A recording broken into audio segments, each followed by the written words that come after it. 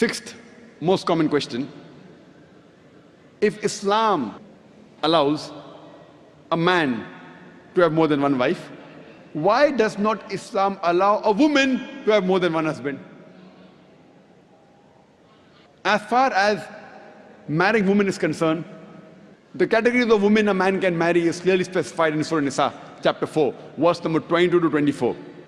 And it's mentioned in Surah Nisa, chapter 4, verse 24, that you cannot marry a woman who's already married.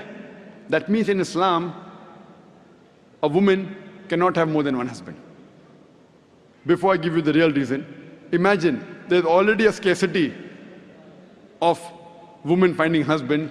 If a woman has more than one husband, this scarcity will increase. It will multiply the problem. Let's analyze what are the logical reasons that Islam prohibits a woman to have more than one husband. When a man has more than one wife, and if any child is born out of that wedlock, you can easily identify who is the father as well as who is the mother. But if a woman has more than one husband, and if a child is born, you can identify the mother, but you will not be able to identify the father. And if you go to admit that child in school, and if they ask you what is the name of the father, you may have to give two names. And today psychology, they tell us that identifying the parents is very important for a healthy childhood, especially the identity of the father. If you cannot identify the parents, the child has a lot of mental trauma. Today, after science has advanced, I'm aware that there is DNA testing and genetic testing where you can identify who is the father and who is the mother, though it's not very accurate.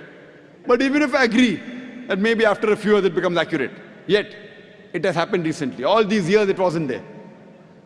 And this is not the only reason why a woman is not allowed to have more than one husband. There are various other reasons. For example, today science tells us that a man is more polygamous in nature as compared to a woman. Today science tells us that because of the various behavioral and psychological changes that take place in a woman during menstrual cycle, she cannot do the role of multiple wives simultaneously. Whereas a man, he can do the role of multiple husbands simultaneously. Furthermore, if a woman has more than one husband or more than one sexual partner, and if all of them are loyal to each other, yet there are high chances that venereal diseases and sexual transmitted disease will emerge, and it can be retransmitted back to the man.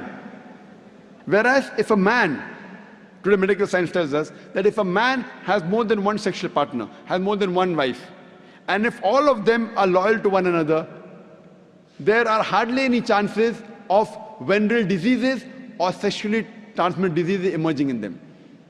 So scientifically also and medically, it's no problem for a man to have more than one wife, but it's problematic for a woman to have more than one husband.